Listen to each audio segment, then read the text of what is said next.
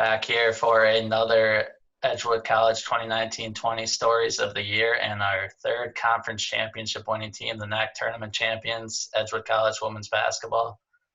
Joined today by head coach Chaia Huff. And Coach, thanks for joining me today. Good. Glad to be here. So we've talked a few times about how if you were on the outside looking in, the progression for this team this year, I think a lot of people thought, well, make the conference tournament. And obviously, you guys went above and beyond those expectations. But I'm curious, was there a moment maybe early in the year that you knew this team's going to be special? I think definitely after we started the season 4-0, and we went 4-0 in two different sort of tournaments. And after those two tournaments, I knew that we had taken some big steps, and I could feel a little bit that this team had advanced from a year ago.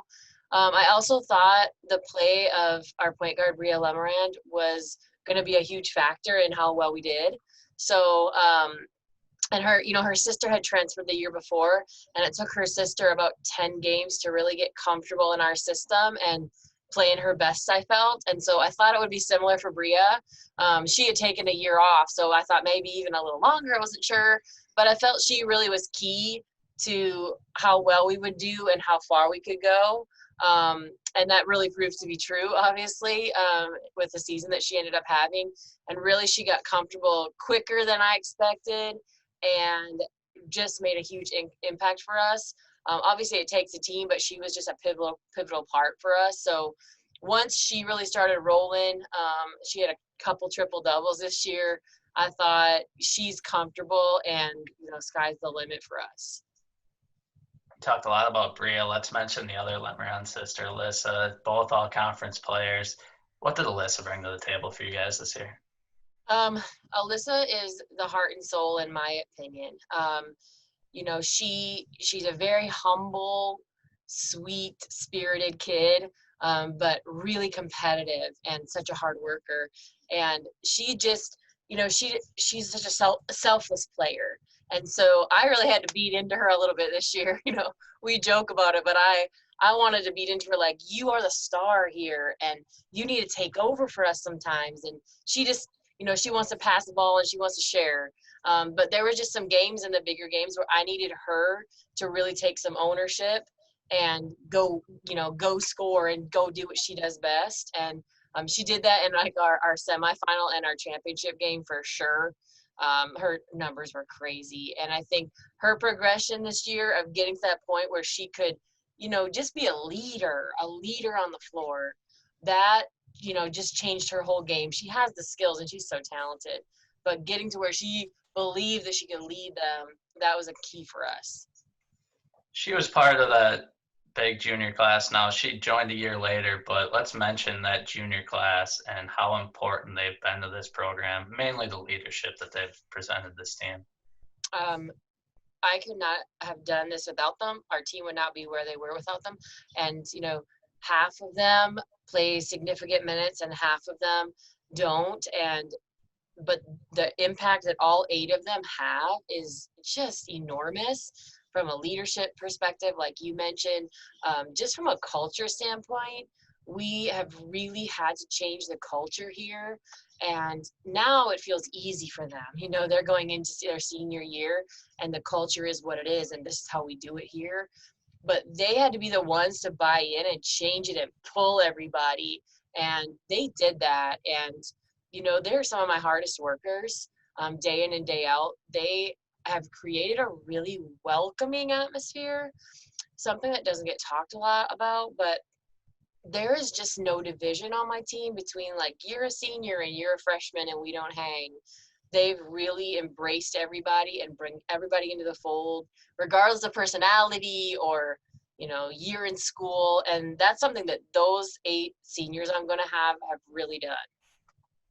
Winning the conference tournament, obviously the highlight of the year, but the way you guys did it, double-digit wins over 2 really, really good teams. Recall those 2 games and just how everything was clicking. What was working for you guys in those games? You know, you always hope as a coach that when you're in playoff time, you're playing your best basketball. I mean, that's a mantra across every team forever, but we really were, and it's just awesome when you get to that point. You know, I felt in the middle of the season that we had the best, or at least one of the best teams in our conference. I really felt like we were the best, and but I had to get them there, and they had to believe it.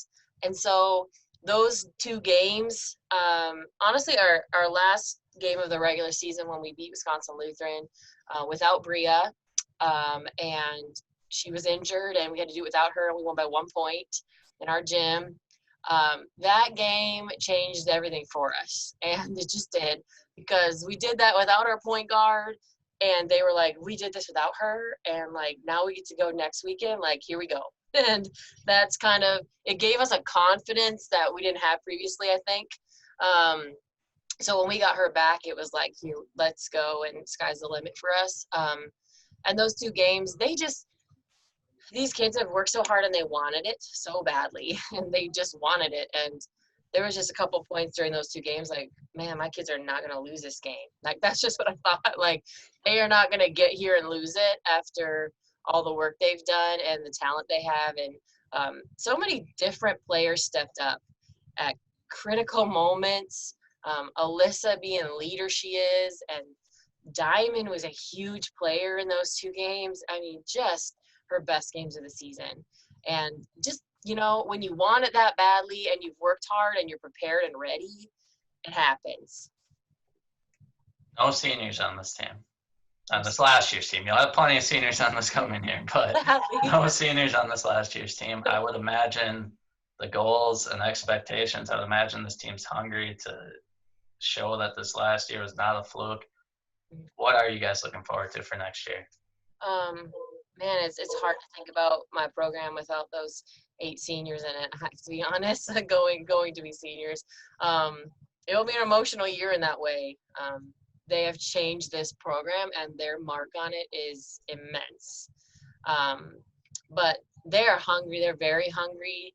And you know, we've had some conversations already that to go back to back is even more difficult sometimes than to win the first one, because you're not going to surprise anybody anymore. So we have our work cut out for us. There's some really talented teams in this conference, and you know, they have an incoming classes coming in, and they're going to be strong as well, like they always are. So we're interested in not looking back, if that's fair.